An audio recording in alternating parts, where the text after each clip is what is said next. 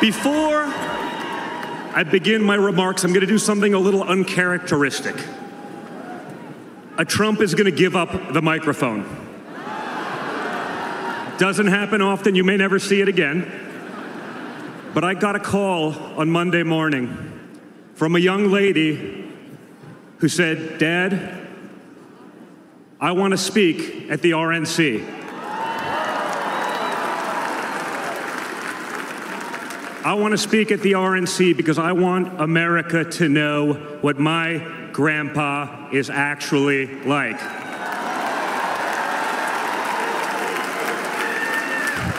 So for the first time ever on a stage, first time ever giving a speech, I want to bring out my eldest daughter and the eldest granddaughter of the President of the United States, your favorite president, Kai Madison Trump.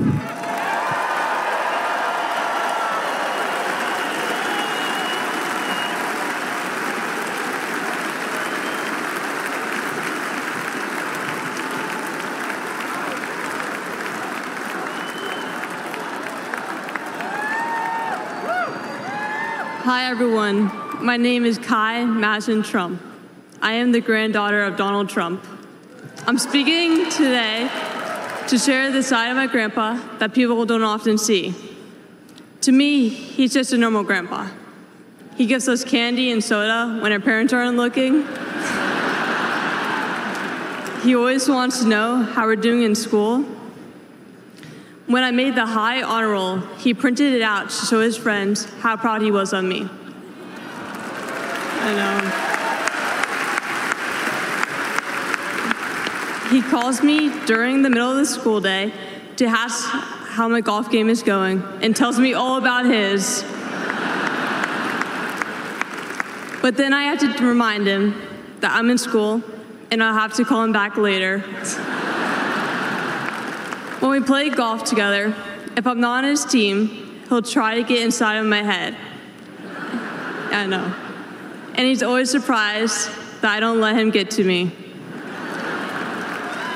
But I have to remind him, I'm a Trump too.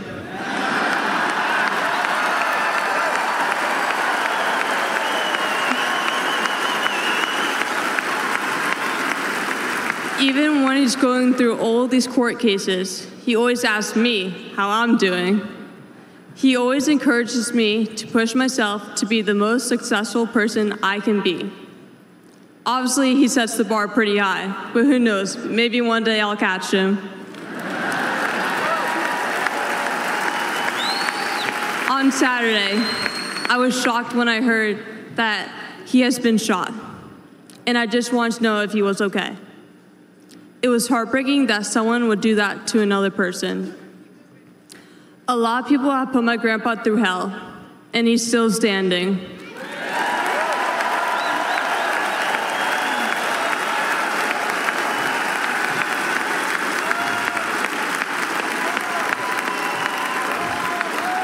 Grandpa, you are such an inspiration, and I love you.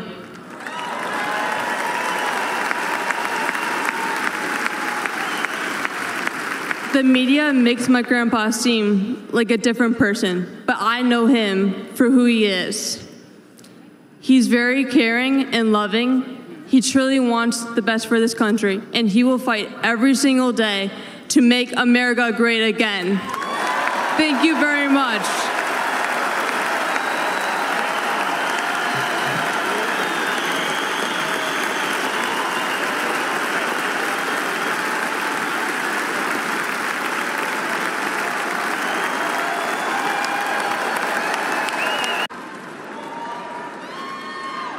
What a powerful story to follow. Good evening. I'm Sarah Huckabee Sanders.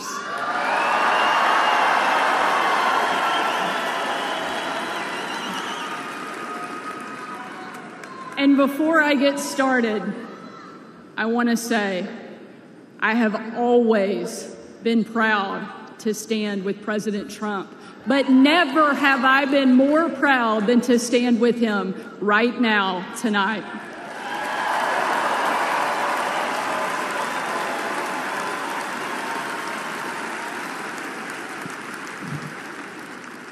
Not even an assassin's bullet could stop him.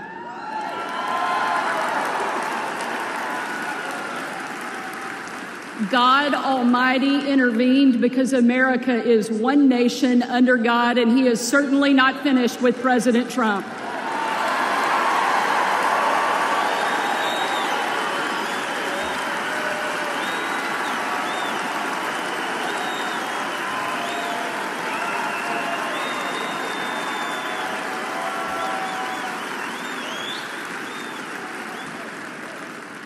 And our country is better for it. I am here tonight as America's youngest governor, the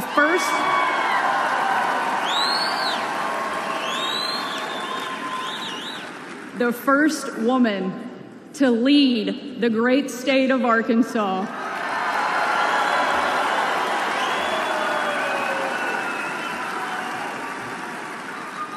And most importantly, a mom to 3 amazing kids, Scarlett, Huck, George.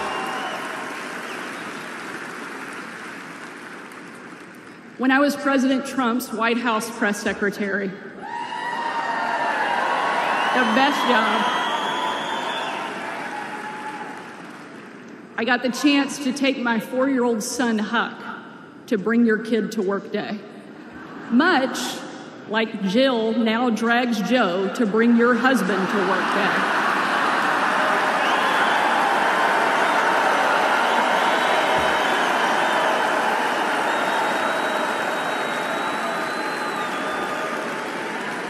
And while I was briefing the president on the upcoming event in the Oval Office, all of the kids who were attending that day gathered in the Rose Garden, getting ready to meet him.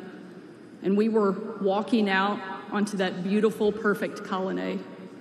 And I saw out of the corner of my eye that my son Huck was running full speed directly at the President of the United States. Being the gracious person he is, President Trump bent down to give him a big hug. And right in front of everyone, Huck sidestepped the president, completely ignoring him in front of everyone, and ran straight into my arms.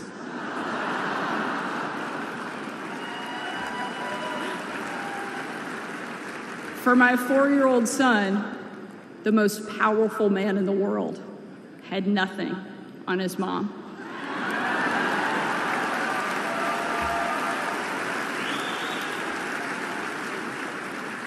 But because he's the amazing man he is, President Trump didn't mind at all.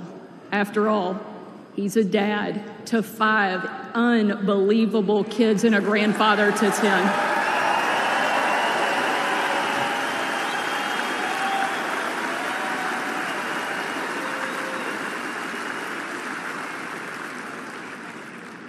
And while that story is certainly a special memory for my family, it's an even greater reminder why I support President Trump, not for me, not for him, but for my kids and for yours.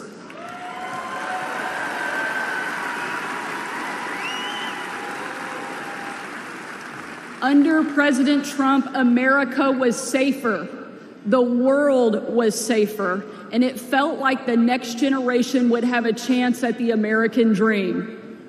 President Trump did the job that Kamala won't and Joe Biden simply can't.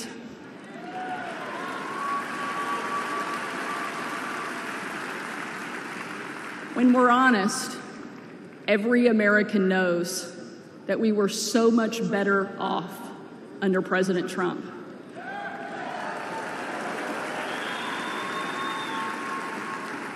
So tonight, I don't want to just speak about President Trump's successful policies. While there are many, I want to talk about the man that I know. When the president hired me, I was the first mom and only the 3rd woman to ever serve as the White House press secretary.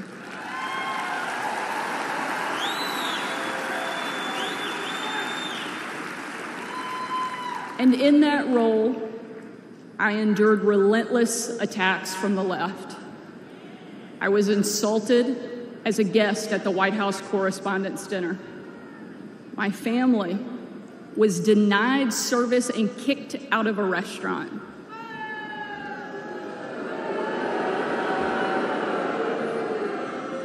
And a parent at my 3-year-old son's preschool spit on my car. And in those moments, it was President Trump who defended me. And when an MSNBC host, the author of several books on empowering women, said I was unfit to be a mother, and another MSNBC host said I was vile, not even human, and that I should be choked, MSNBC again did nothing. But our president pulled me aside, looked me in the eye, and said, "Sarah, you're smart, you're beautiful, you're tough, and they attack you because you're good at your job. Never let them stop fighting."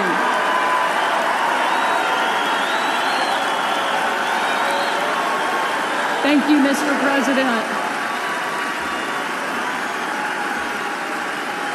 Thank you.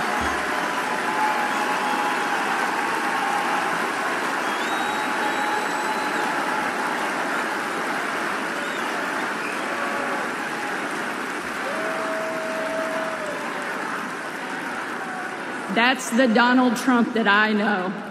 And that's the Donald J. Trump I will always respect. The left doesn't care about empowering women. Biden and Harris can't even tell you what a woman is. They only care about empowering themselves. But we have a president who believes in empowering every American and that our country is worth fighting for.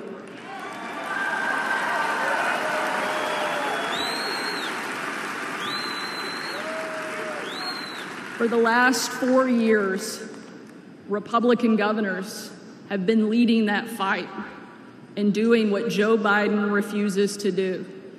We've deployed the National Guard to the border. We've cracked down on crime and drugs. We cut taxes to give hardworking Americans a break from Bidenflation. And we empowered parents with universal school choice across the country.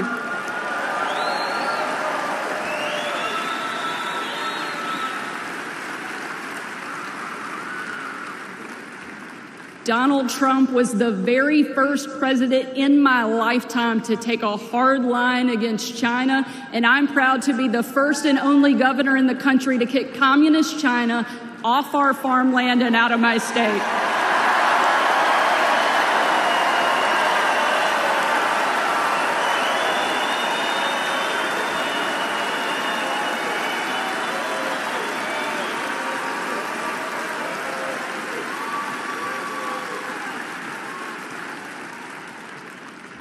President Trump is a leader, and he's the leader our country needs.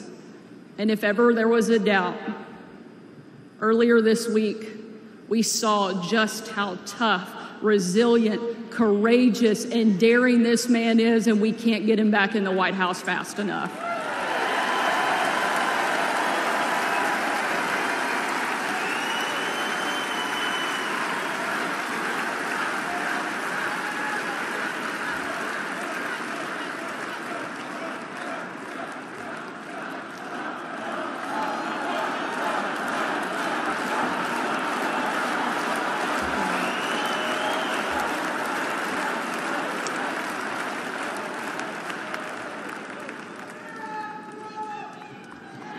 Ladies and gentlemen, we are not called to stand still in the face of great danger. You and I were put on this earth at a moment in time to charge boldly ahead. We cannot know what the future holds, but we know damn sure who holds the future in his hands.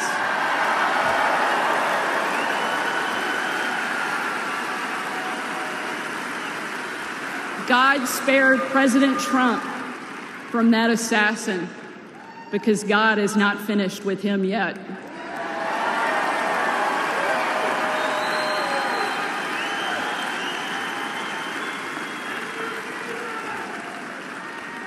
And he most certainly is not finished with America yet either.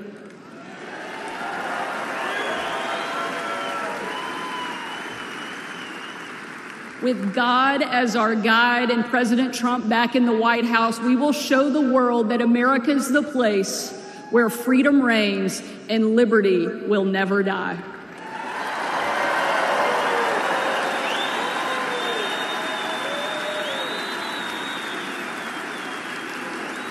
Ladies and gentlemen,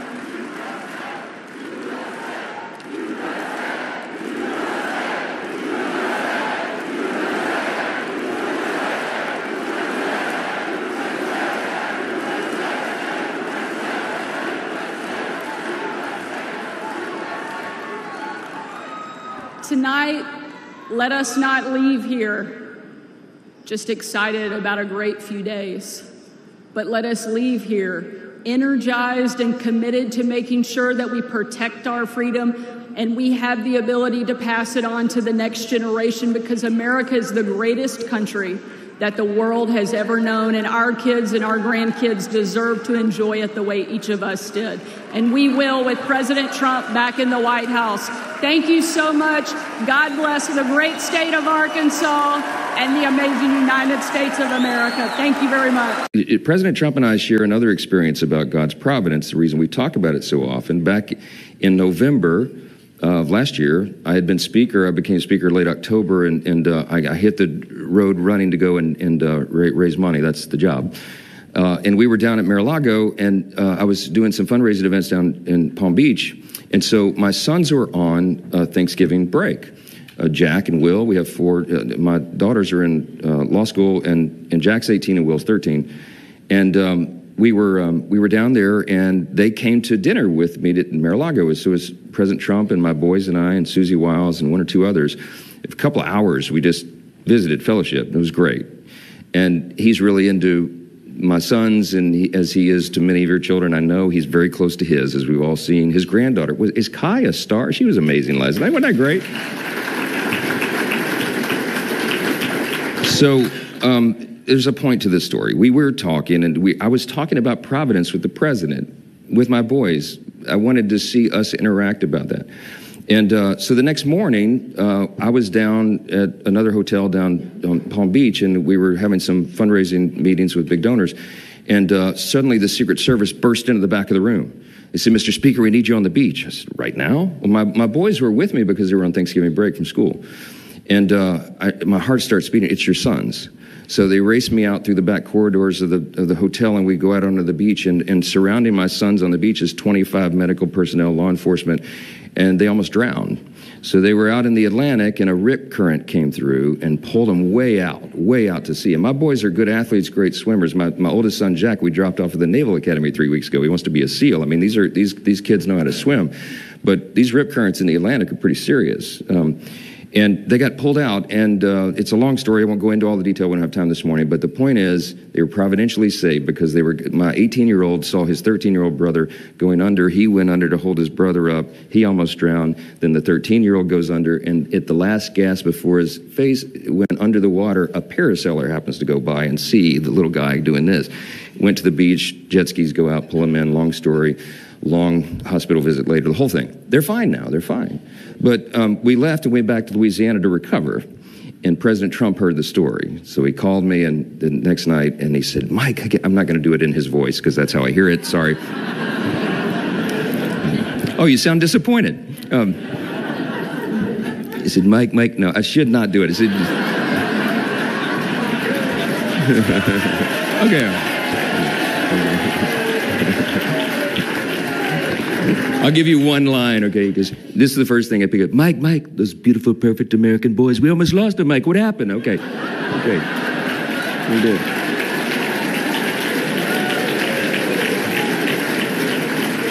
I said, we did, Mr. President. It's a very serious thing. Mike, tell me what happened. They said it's a miracle. It was a miracle. You know, I told him the whole story in detail. And he was so moved by that because he's very close to his sons as well, to his children as well. And it resonated in his heart. And we talked about God's providence. And for the next 4 or 5 conversations I had with President Trump over the next several weeks, He brought this up at the beginning of every conversation. He was so moved by the fact that he said, you wouldn't even have had a Thanksgiving, Mike. You'd never have another Thanksgiving. I mean, think of it, Right, I know. And at the end of that, like the fifth time we talked about it, he said, you know what? God saved your boys. I said, Mr. President, he did. So on Sunday, when he responded to my text about the bulletproof George Washington, he said, God saved your boys. He saved me. I almost didn't make it there, Yesterday, he gave a speech. I don't know if you saw you'll see it on the internet today, but he said it changes your attitude when you get shot in the face.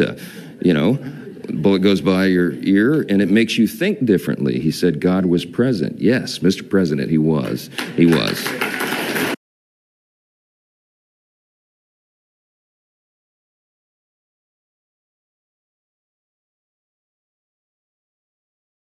Providence. Providentially. Gasp. Intervene. Endure. Relentless. Vile. Resilient.